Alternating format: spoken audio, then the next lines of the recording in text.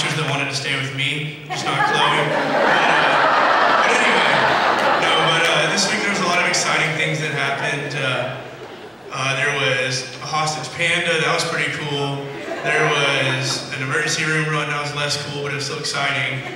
But there were a lot of cool things that happened. We got there late Saturday night and we sang Sunday morning. And then we went to Sunday school classes with the Mississippi Avenue Baptist Church.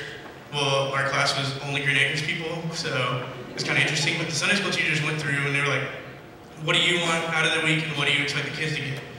Well, for the kids, it's easy, you know, salvation, you know, I want them to be plugged into a church, things like that. But for us, I was like, I don't really know. I mean, what's a good answer? I was just trying to think, what sounds good? But something you have to learn about me is I'm really competitive, and we were playing basketball, and some people might argue, but I'm kind of like Michael Jordan, and everyone else is like Sean Bradley. So when we play, I expect everyone to play like I do, and when they don't, I get mad at them. And that's not really necessarily showing the love of Christ. But later that night, I'm like, okay, I'm just going to chill on my Bible app for a little bit.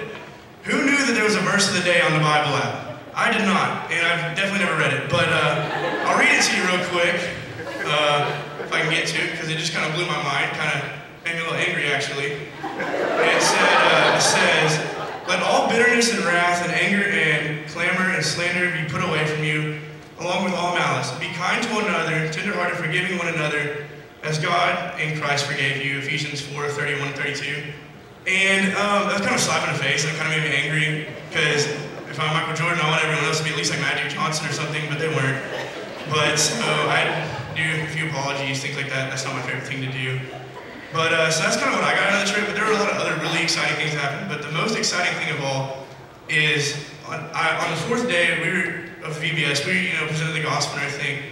And there was a kid in our group who'd been coming all week. He was actually going into like 7th grade, so he was kind of older. His name was Dason, and like at the beginning of the week, I was like, this kid's like straight thug, like what's wrong with him? But by the end of the week, there was a complete change in his heart, and like, you could just tell, like he came down, he was the only salvation we had at our place, but I think the whole trip was worth it because you could see in this kid's heart that there was a huge difference, and it was really incredible. And that's what was the most exciting thing to me.